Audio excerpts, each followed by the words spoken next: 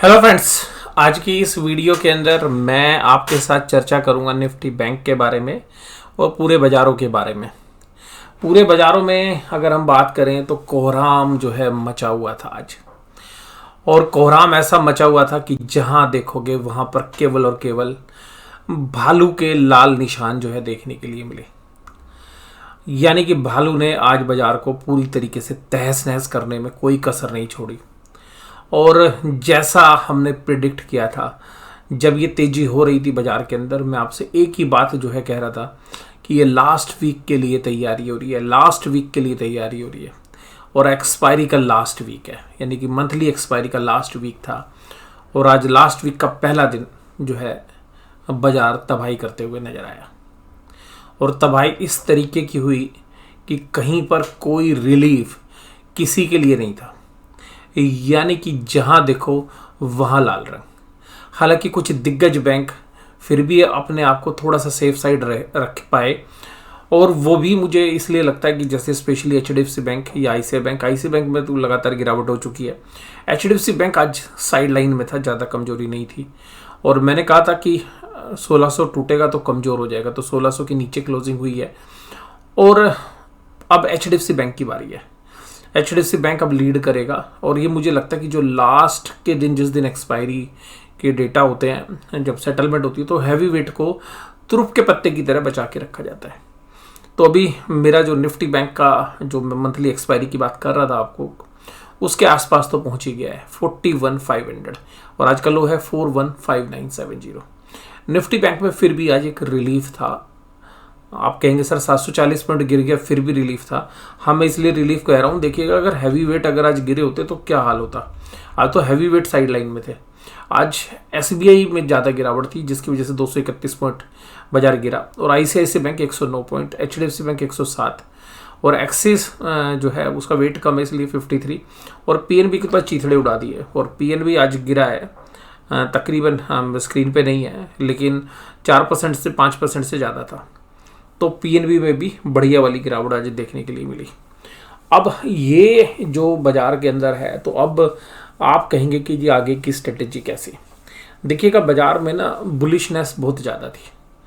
Bullishness बहुत ज़्यादा थी, यानी कि आप रिटेलर से बात करिए, किसी से बात करिए, सब कह रहे सर आप क्या बात कर रहे हो।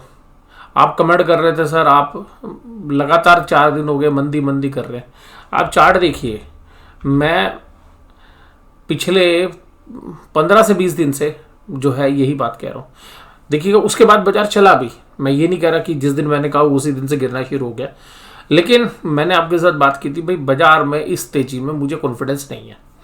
और हमने कुछ अपने पोर्टफोलियो में भी शेयर्स हल्के किए, और जिसकी वजह से हमारे पास पैसा रह पाया। और देखिएगा, आज भी हमने मार्क्सन फार्मा खरीदा। मतलब लगातार तीसरा दिन है कि मार्क्सन फार्मा के अंदर बाइंग मैं कर रहा हूँ। और आज हालांकि 60 रुपये के नीचे बाइंग की है। ये बहुत दिनों के बाद ऐसा हुआ कि 60 रुपये के नीचे मार्क्सन के अंदर हमने बाइंग की है। और निफ्टी बैंक जो है यहाँ पे आज जो है अपनी सपोर्ट के आसपास आके ठहरेगा। अब ये जो लेवल है, यहाँ पर वोलेटिलिटी आपको देखने के लिए मिलेगी। अब बाजार यहाँ पर दोनों साइड के मूव देने की कोशिश करेगा, और जिसने ये किला फतेह कर लिया बाजार उसका, तो मुझे लगता है कि अभी ये जो रेंज है 41,000 से 41,500 की, और ये शायद मंडे को सुबह मॉर्निंग में टेस्ट हो जाएगा। अब इसमें गहमा गहमी रहेगी। इसमें जो स्पाइक्स होंगे वो बहुत मतलब दोनों साइड के रहने की उम्मीद है। लेकिन बाजार ने तेजी करने वालों को फंसा लिया। और ये मंदी, आप कभी ये सोच के बैठे कि जी बहुत लंबी मंदी हो रही है, नहीं। देखिएगा, ये सारी कैंडल, ये देखिएगा, ये सारी कैंडल, ये सब 3 कैंडल ने उड़ा दी। 1 2 3, ये सब बुल्स की जो कैंडल है, यानी कि जो मैं बोलता हूँ 100 सुनार की और 1 लोहार की। 100 दाव बुल्स खेलता है, बियर अपने 3 दाव के अंदर ही मतलब यहाँ पे गेम बिगाड़ दिया। अब देखिएगा, इस रेंज में मुझे लग रहा है बाजार आएगा, और ये एक अच्छा खासा निफ्टी बैंक का सपोर्ट भी है। उम्मीद करते हैं कि इसको शायद, देखिएगा मैं ये कहूँ कि हमेशा बियर वाली, क्योंकि देखिएगा पोर्टफोलियो तो मेरा लॉन्ग ही होता है, तो पोर्टफोलियो में तो आज हमें भी पेन लगा। लेकिन कुल मिलाकर जो हमारा ट्रेडिंग का आइडिया था वो लगभग हमारे टारगेट्स जो है अचीव कर चुका है और हमने अपनी पोजीशंस भी हल्की कर ली हैं, नो डाउट। जो मंदी की पोजीशंस थी उनमें से हमने अपनी पोजीशंस लाइट कर ली हैं अब, और हो सकता है कि जो है तो थोड़ी बहुत जो है मतलब अभी भी मैं ये कहूँगा कि थोड़ी सी मंदी होगी, मतलब अभी मंदी की साइड ही थोड़ी सी ज़्यादा है। बट उसके बाद जब बाजार यहाँ से कॉन्फिडेंस दिखाएगा, दोबारा से कंसोलिडेट करेगा, फिर जिस तरीके से टेक्निकल सेटअप्स होंगे मैं आपके साथ बात करूँगा। टेक्निकल सेटअप से ज़्यादा मैं आपको बताऊँ, मैं टेक्निकल सेटअप तो देखिएगा सारी दुनिया देखती है, लेकिन मैं टेक्निकल सेटअप के साथ साथ बहुत सारी चीज़ें ऑब्जर्व करता हूँ कि भाई ये जो मैं बाजार में ना चार्ट से ज़्यादा मैं आपको बताऊँ, मैं मार्केट की साइकोलॉजी को चेक करने की कोशिश करता हूँ। और मार्केट के अंदर साइकोलॉजी ये थी कि हर तीसरा आदमी ये कह रहा था कि भाई बाजार तो 21,000 जाएगा, मैं 22,000 जाएगा, 23,000 जाएगा। मैं भी मानता हूँ यार जाएगा, बट ऐसे नहीं जाएगा जैसे अभी आप चल रहे थे। तो बाजार थोड़े थोड़े पोज लेता है, उसके बाद चलता है। तो अभी देखते हैं ये पोज के बाद बाजार चलना शुरू होता है या बाजार ब्रेक डाउन करता है। तो अभी हम वेट एंड वॉच वाली स्थिति में, बट अब मुझे लगता है कि ये खाली एक्सपायरी तक का ही गेम है। एक्सपायरी के बाद बाजार सही तरीके से चलता हुआ आपको नजर आएगा। लेकिन आज जो चीथड़े उड़ाए हैं, आज जो चीथड़े हुए हैं स्मॉल कैप और मिड कैप के, मैं इसके बाद एक वीडियो आपके साथ शेयर करूंगा, उसमें आप देखेंगे कि किस तरीके से शेयर्स के मतलब परखच्चे उड़ा दिए आज। और ये यहाँ पे तो पेन आपको कुछ नजर नहीं आएगा निफ्टी बैंक में। निफ्टी बैंक पॉइंट्स में 700 का नजर आ रहा है आपको, लेकिन परसेंटेज में देखिएगा शेयर्स कितने टूट रहे हैं। आप जो स्मॉल कैप मिड कैप के जो शेयर्स हैं वो टूट रहे हैं, फेडरल, एयू स्मॉल या बैंक ऑफ बड़ौदा। और एक मेजर बैंक में एसबीआई में थी पेन 3.27%, वो भी कोई ज़्यादा नहीं है। बंधन बैंक में मैंने कहा था कि भाई बंधन बैंक नहीं ही है, 200 और 200 के आसपास आएगा, इधर फिर बाइंग आ जाएगी। एक्सिस में देखिए कम कमजोरी थी, आईसीआई में, एचडीएफसी एक से कम, कोटक तो फ्लैट ही था। कोटक तो आज दिन भर प्लस माइनस होता रहा। और देखिएगा इसमें हमने पुट राइटिंग भी कर रखी है 1840 की, यानी कि हमने जहाँ तेजी कर रखी थी वो शेयर भी हमारा सेफ है। यानी कि जहाँ हमने मंदी कर रखी थी इंडेक्स में वो तो ठीक है, और अपनी हेजिंग जो ली थी कि ठीक है भाई कहीं बैंक निफ्टी के सामने तेजी बनाए 1840 की पुट और 1800 की पुट जो बेची थी, तो वहाँ पर भी मार्जिनली हम सेफ हैं, यानी कि वहाँ पे स्ट्रेंथ नज़र आ रही है। और उन पोजीशंस को भी शायद हम किसी तरीके से या तो थोड़ा सा लॉस में या यहीं पर हम उसको कैरी फॉरवर्ड करेंगे नेक्स्ट क्वार्टर के अंदर, तो सॉरी नेक्स्ट मंथ के अंदर। तो ये है हमारा व्यू। तो ऐसा नहीं है, अभी आप में सब लोग कहते थे यार सर आप बिल्कुल मंदी की बात करते हो हमेशा। ना मैं मंदी की बात करता हूँ, ना मैं तेजी की बात करता हूँ, मैं रैशनैलिटी की बात करता हूँ।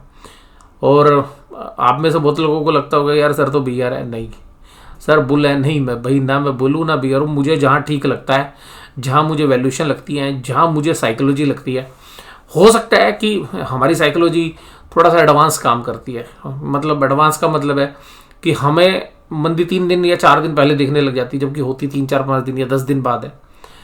हमें जो है तेजी थोड़ी सी जल्दी नजर आने लगती है, उसके बाद हो सकता है कि हम खरीदें, उसके बाद भी और गिरावट हो जाए और उसके 4-5 दिन बाद तेजी हो। तो ये हमें अक्सर जो है मैंने खुद भी ऑब्जर्व किया है। ये हो सकता है कि हम थोड़ा सा ओवर कैलकुलेशन कर लेते हैं, थोड़ा ज़्यादा जल्दी कि जो है शॉर्ट टर्म की प्रेडिक्शन क्रिएट करने की कोशिश करते हैं। और यहाँ पर देखिएगा निफ्टी 50 17,806, 320 पॉइंट की गिरावट। और आज देखिएगा 320 की पॉइंट की जो गिरावट है उसमें बैंकिंग स्टॉक्स का भी योगदान रहा है। लेकिन ऐसा नहीं है बैंकिंग स्टॉक का भरपूर योगदान नहीं है, ये ध्यान रखिएगा। तो ये यहाँ पर ऐसा लग रहा है कि जो बैंकिंग जो सेक्टर है उसमें आप एचडीएफसी बैंक पे नज़र रखिए और कोटक पे भी रखनी पड़ेगी अब आपको, कि अब लास्ट लेग के अंदर कहीं, क्योंकि लास्ट लेग के अंदर अगर कोटक और एचडीएफसी बैंक दोनों टूटते हुए नजर आए तो फिर जो है संभलना मुश्किल हो जाएगा। जैसे आज एसबीआई को कत्लेआम कर दिया गया, अभी कल परसों एक्सिस की बारी लगी हुई थी, एचडीएफसी बैंक अभी बस न्यूट्रल है, उससे पहले आईसीआई बैंक टूट रहा था। तो लास्ट तरफ का पत्ता अगर एचडीएफसी बैंक हुआ या कोटक बैंक हुआ तो जो है थोड़ी सी प्रॉब्लम हो सकती है, ये बात आपको ध्यान रखनी पड़ेगी। निफ्टी में फिर आज गिरावट कहाँ से हुई? आज निफ्टी में जो गिरावट हुई भाई साहब वो अदानी का दिन था। अब ये देखिएगा, ये चार्ट आपको खुद बयां कर रहा है, गैप डाउन, और भाई साहब एक बार भी कल के लेवल के पास तक नहीं जाने दिया। कल के जो लेवल थे मतलब जहाँ कल की क्लोजिंग हुई थी उसके तो पास दूर दूर तक नहीं पटकने दिया आज। और भालू जो है आज बहुत ही एग्रेसिव था। और ये देखिए, मैं ये उम्मीद कर रहा था कि ये जो 18,000 के आसपास का जो लेवल है इसको रिस्पेक्ट तो थोड़ी देर तो करनी चाहिए। बाजार ने कहा भाई आज मैं रिस्पेक्ट करने के मूड में नहीं हूँ, आज तो मुझे गिराना है। तो जो हमारा लेवल था 18,040 और 18,040 18,050 तो वो टूटा। उसके बाद हमने कहा था कि एक अच्छी रेंज है 17,900 और 18,040 के बीच में। तो 18,040 टूटेगा तो मतलब पहली वीकनेस आएगी और 17,900 टूटेगा तो दूसरी वीकनेस। तो 17,900 एक रेजिस्टेंस का काम करेगा। 17,800 पे बाजार बंद हुआ है। तो मेजरली जो है यहाँ पर जो डैमेज हुआ है तो ये भी जो है इंडिकेट कर रहा है कि भाई देखिएगा ये पूरा कंसोलिडेशन वाला जोन है 17,400 से लेकर 17,800 तक का। तो अब हमें लग रहा है कि एक्सपायरी यहीं होगी। ये जो मंथली एक्सपायरी है ये 17,400 17,800 के बीच में ही कहीं पर होती हुई नज़र आनी चाहिए, ऐसा हमें अंदेशा है। तो ये भी बता रहे कि भाई बाजार में जो गिरावट होगी तो अब बाजार में जो है गहमा गहमी होगी दोनों साइड। तो ये हो सकता है कि बाजार यहाँ से एक बार पुल बैक करने की भी कोशिश करे, बट बाजार वोलेटाइल रहेगा। जो बड़ा मेजर गेम था मंदी वाला वो बड़े प्लेयर्स खेल चुके हैं। अभी हो सकता है कि एक मंगलवार की 1.5 दिन की गिरावट के बाद एक बढ़िया डिप देने के बाद बाजार बाउंस भी कर सकता है।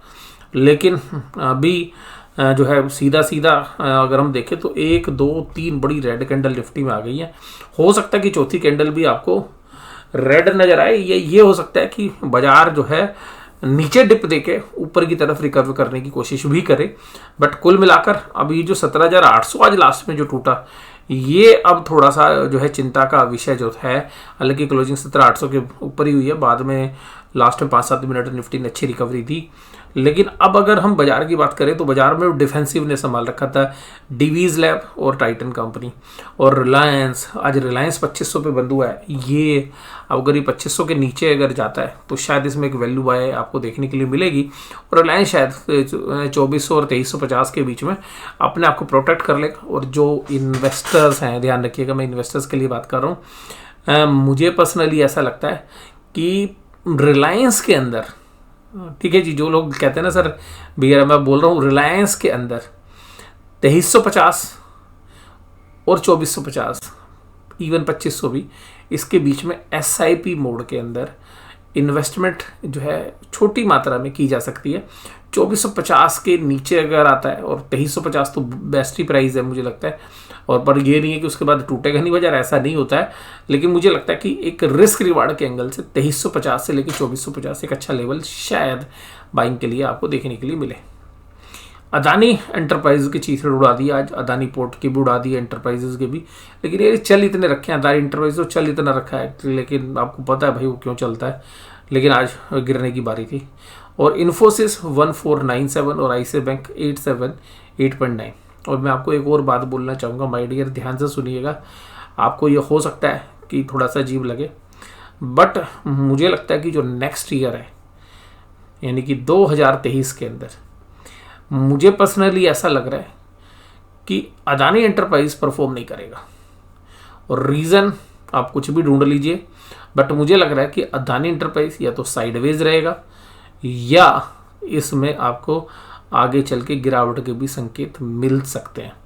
तो अभी भी मुझे लगता है कि अदानी एंटरप्राइज जहाँ तक मुझे लग रहा है कि अगले साल भी आपको 4,000 के नीचे ही होगा, इसकी बहुत अच्छी संभावना है। और इसने देखिए आउट परफॉर्म किया वैसे। और निफ्टी की एडवांस डेक्लाइन देखो, होश उड़ जाएंगे होश। मेरे को याद नहीं मैंने कब ऐसी एडवांस डेक्लाइन देखी थी, मुझे याद नहीं है। मुझे याद है जो आ रहा है वो कोविड वाले टाइम पे शायद ऐसा देखा था। उसके बाद शायद एक और इंसिडेंस था जब 1920 शेयर्स घट रहे हो और 137 शेयर बढ़ रहे हो। बहुत सारे लोगों के तो पोर्टफोलियो आज ऐसे हैं जिसमें एक भी शेयर प्लस में नहीं है, एक भी शेयर प्लस में नहीं है, सारे माइनस में। डिवीज लैब और टाइटन, दो टाइटन भी बराबरी पे, एक ये डिवीज, बाकी सब भगवान भरोसे आज माइनस में थे सब। और ये बड़े प्लेयर ने तेजी में मंदी का एहसास करा दिया। आज का जो भालू है वो बहुत डरावना था, वो आपको अपने पोर्टफोलियो की शक्ल देख के पता चल गया होगा कल और आज में जो 2 दिन में गेम हुआ है। और Adani port, Adani enterprise, Hindalco, Tata steel, Tata motor सब कमज़ोर थे। यानी अदानी पोर्ट को तो उड़ाई दिया। फिर मेटल पैक, हिंडाल्को और टाटा स्टील, मैं कल ही बात कर रहा था, टाटा स्टील 101-102 रुपये का भाव देखने के लिए मिल सकता, आज ही आ गया। ठीक है जी। तो जो लोग लॉन्ग टर्म के निवेशक हैं उनके लिए सिप के अंदर शायद मुझे लगता है कि थोड़ा सा ठीक है। हालांकि मुझे ऐसा लगता है कि 90, 95, फिर थोड़ा सा वहाँ पर 90 के आसपास, और 84, 85 तो बहुत ही बढ़िया स्पोर्ट है, वहाँ तो फिर ज़्यादा सोचने विचारने की जरूरत पड़ती नहीं है। Tata motors 4%, coal India, SBI, Bajaj finserv, Hero motocorp में से बहुत सारे लोग कहते हैं सर टाटा मोटर पे आप कभी बात नहीं करते। या टाटा मोटर्स ने ग्लोबल कंपनी है, डेट इतना है बैलेंस शीट में, हमारी समझ से बाहर है। तो देखिएगा टाटा मोटर्स में कुछ भी हो जाता है। अगर सारी दुनिया टाटा मोटर्स में बुलिश है, कोई बहुत बड़ी बात नहीं होगी। हो सकता है टाटा मोटर का भाव आपको 350 भी नजर आ जाए, अभी तो 378 है, कोई बहुत बड़ी बात नहीं है। और क्योंकि सबसे ज़्यादा रिटेलर्स ऐसे ही शेयर्स में बैठे हुए हैं, और कोविड के बाद इस शेयर्स ने तो जो बम्पर जो है रिटर्न्स दी हैं, उसके बाद हो सकता है कि भाई साइडलाइन जा सकता है, इसमें कोई ऐसा तो नहीं है। क्योंकि ईवी की स्टोरी सुना के आपने देखिए ले तो आए यहाँ पे, लेकिन कंपनी के अभी फाइनेंशियल फ्रंट्स पे कुछ है नहीं। टाटा टेक्नोलॉजीज का IPO आएगा, फिर हो सकता है उस समय फिर दोबारा से शेयर चलता हुआ नजर आए। 3-4 महीने में शायद टाटा टेक्नोलॉजी का भी IPO आ जाएगा। निफ्टी बैंक 41668, 740 पॉइंट की गिरावट। देखिएगा कल भी गिरावट थी, परसों भी गिरावट थी, आज भी गिरावट है। 3 कैंडल रेड हो गई। तो अब ये आने दो भाई इस एरिया में, और अगर ये एरिया भी टूट गया ना भाई, फिर तो बाजार में सीरियस इशू क्रिएट हो जाएगा। ये ध्यान रखिएगा, अगर बाजार में 41 भी टूट गया तो भाई फिर तो थोड़ी सी टेंशन जो है होनी चाहिए, लाजमी है। बट मुझे लगता नहीं यार, यहाँ तो एक दिन का तो टाइम, यहाँ आराम से यहाँ पे स्ट्रेंथ दिखानी चाहिए। 41,000, 41,500, 41,600 ये एक स्ट्रेंथ एरिया है जो है, हमें लगता है कि यहाँ दिखनी चाहिए। लेकिन अगर ये टूट गया तो मैंने जैसे आपको बोला था 42,800, 900 पर अगर ये टूट गया ना, फिर फ्री फॉल है। और फिर वो जो फॉल है उसका जो बेस है वो आता है 39,500 के आसपास। तो अगर ये 40,000 टूटता तो फिर, हालांकि देखिए मुझे वहाँ तक संभावना नहीं लग रही है, to be very frank. But मैंने आपको बोला था कि 41,000, 40,000 की लाइन एक बार हो सकता है दिखा दे बाजार, 40,000, 40,800, क्योंकि 40,800 पे भी बहुत अच्छी स्पोर्ट है। तो ये शायद ना टूटे यार, ये बहुत अच्छा एरिया है ये।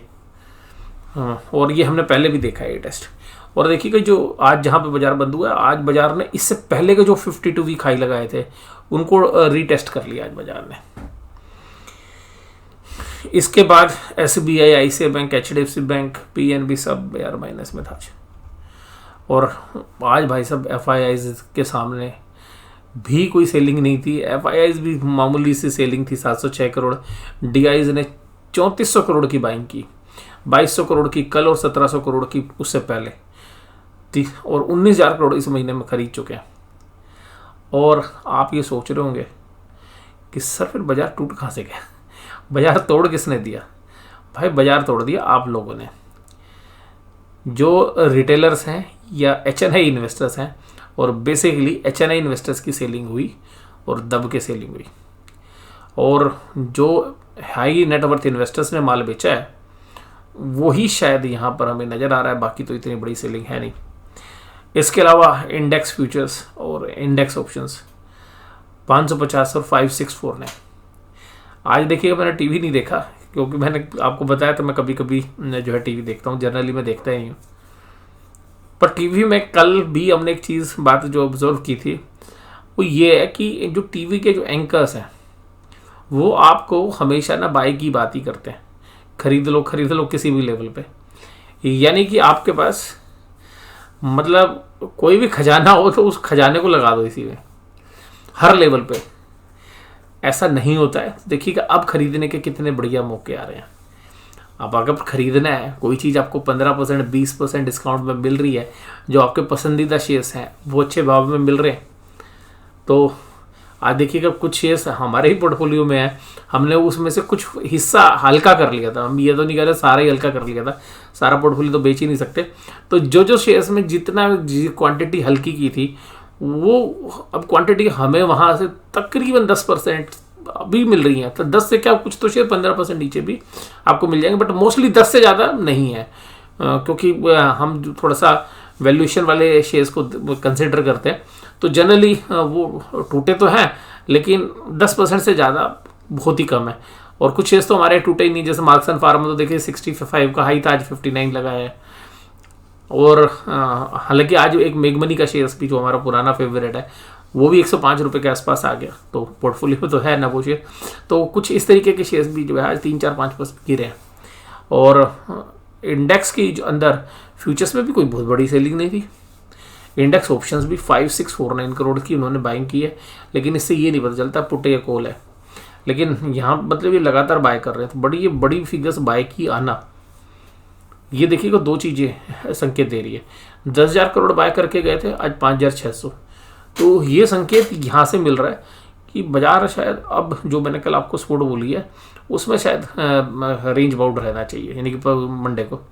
और स्टॉक फ्यूचर्स भी आज बाय करके गए हैं, तो एफआईज के डेटा भी इतने कमज़ोर नहीं है, तो सारी सेलिंग एचएनआई की तरफ से। Put call ratio for by का पुट राइटर डरा हुआ है, बहुत नीचे के लेवल पे 5.964। और पुट कॉल रेशियो जैसे जैसे बाजार नीचे आता रहा पुट कॉल रेशियो भी नीचे आती रही। इसी तरीके से बैंक निफ्टी के अंदर भी जो पुट कॉल रेशियो है वो धीरे धीरे नीचे आती रही। और मैक्सिमम पेन था 42,000 पे, तो 42,000 अब देखिएगा रेजिस्टेंस देगा 42,000 42,100। तो अब यहाँ पे जैसे ही बाजार जाएगा तो दोबारा से सेलिंग शुरू हो सकती है। डाउ जोन्स इंडस्ट्रियल एवरेज 33,025 यहाँ पे चल रहा है, लेकिन मैं आपको लेटेस्ट फिगर बता देता हूँ कि लेटेस्ट वैल्यू क्या है। तो और लेटेस्ट वैल्यू है डाउ जोन्स कहाँ पे चल रहा है, मैं डाउ जोन्स के साथ आपको नेस्डेक की बताया तो नेस्डेक चल रहा है 0.64% की कमजोरी के साथ। डाउ जोन्स चल रहा है मामूली सी फ्लैट ही है 0.17, 972 पे चल रहा है 972 फ्लैट ही है। और इसके अलावा ब्रांड क्रूड $83 पे, ये भी हमारे लिए अच्छा नहीं है, यानी कि वर्ल्ड की इकोनॉमी कमज़ोर होने पे भी भाई सब ब्रांड 83 पे जा रहा है।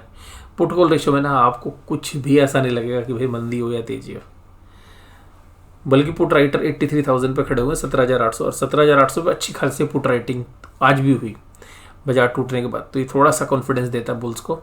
और 17,800 पे हल्की सी कॉल राइटिंग भी है 34,000 की।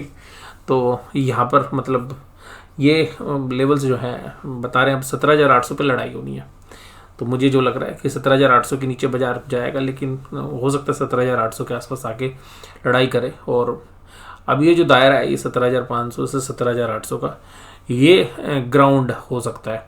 अब 17,800 के अगर नीचे बाजार रहता है तो इसी ग्राउंड में अब 2-3 दिन झगड़ा हो सकता है। और भाई 17,400 तक हो जा सकते हैं ज़्यादा, अगर प्ले ग्राउंड को थोड़ा बड़ा करोगे तो बुल्स और बियर्स अब जो है 17,400 से 17,800 के बीच में शायद जो है अपनी लड़ाई लड़ें। और बाकी की बात हम सोमवार के ट्रेड के बाद देखेंगे। और बाकी मार्केट आउटलुक की जो वीकली एनालिसिस है वो हम देखते हैं संडे व सैटरडे में आपके साथ शेयर करते हुए। और बैंक निफ्टी में भी यार कोई डेटा नहीं है ऐसा, हालांकि कॉल रेटिंग 42,000 के ऊपर है क्योंकि 42 टूटा है, तो 75,000, लेकिन कोई बहुत बड़ा ओपन इंटरेस्ट नहीं है उस तरीके से। तो 41,500 के ऊपर भी स्पोर्ट है, 58,000 कॉन्टैक्ट है, बट कोई ऐसे बड़े डेटा नहीं है। क्योंकि भाई आज की डेटा में ऑप्शन सेलर प्रीमियम तो बढ़ गए, लेकिन ऑप्शन सेलर बड़े संभल के खेल रहे हैं, क्योंकि जिन्होंने उन्हें पौने दाम पे ना पुट बेची थी। और मैं ये बात बड़ी गौर से ध्यान सुनिए, पुरानी वीडियो को चला के देखिएगा, मैं यही कह रहा था कि भाई बड़े प्लेयर बड़े स्मार्टली आपसे 10-10, 20-20 रुपए में पुट लिखवा रहे हैं, प्रीमियम बिल्कुल खत्म हो गया, इंडिया विक्स नीचे आ गया है। और ये जब ब्लास्ट होगा ना तो भाई ये जो पुट राइटर है ये बिल्कुल बुरी तरीके से ट्रैप होंगे। और अब देखिएगा वही पुट राइटर्स जो हैं वो ट्रैप हो चुके हैं। तो मतलब जो एक्टिव ट्रेडर्स हैं, मैं आपको बताऊं कि जो एक्टिव ट्रेडर्स हैं, मतलब जो ऑप्शन सेलर हैं स्पेशली, भाई साहब उनके लिए ना इस हफ्ते से ख़राब समय देखने के लिए नहीं मिलेगा। क्योंकि ऑप्शन सेलर्स ज़्यादातर जो वीकली ऑप्शंस में करते हैं उनके लिए ये बहुत ही बेकार पीरियड रहा होगा। हालांकि कुछ लोग हमारी तरह से अगर एक डायरेक्शनली मंदी की पोजीशंस बना के बैठे हों तो बात अलग है, अदरवाइज जो दोनों साइड ऑप्शंस लिख रहे होंगे और नियर की लिख रहे होंगे या वीकली ऑप्शंस में लिखे होंगे, उनका तो भाई साहब काम तमाम कर दिया इस बार बाजार में, या जिनको रिस्क मैनेजमेंट नहीं आती। तो हमने बहुत बार जो है, जैसे भी हम परसों मैंने आपको बताया भी था कल कि हमने 42,500 की पुट हमने सेल कर रखी थी, लेकिन हम उसको शिफ्ट करके आए थे बाद में कहाँ पर 42,500 से हमने बाजार क्लोज होने से पहले 41,500 पे शिफ्ट कर लिया था। तो रीज़न ये है क्योंकि पोजीशन तो देखिएगा जो भी ट्रेडर्स हैं दोनों साइड रहती है, बट एक रिस्क मैनेजमेंट जो है वो काफ़ी इंपॉर्टेंट जो है रहता है। तो कुल मिलाकर आज के एनालिसिस में केवल इतना ही। मुझे लगता है कि जो जानकारी दी आपको वो काफ़ी रोचक भी लगी होगी, आपको समझ में भी आई होगी। और जिन लोगों को पुट कॉल का बिल्कुल ज्ञान नहीं है तो वो हमसे अनुरोध भी कर रहे हैं कि सर एक स्टॉक मार्केट की लर्निंग वीडियो बनाइए, और पुट कॉल रेशो कैसे काम करती हैं, शेयर प्राइस कैसे काम करते हैं, और कैसे जो है बाजार की साइकोलॉजी है वो काम करती है। देखते हैं आगे चल के। आपको डेली एनालिसिस में मैं ज़्यादातर बातें कवर कर लेता हूँ, लेकिन फिर भी आप अगर किसी विषय पर सेपरेट वीडियो देखना चाहते हैं तो जो है कमेंट बॉक्स में बताइएगा। वीडियो देखने के लिए धन्यवाद। Thank you very much.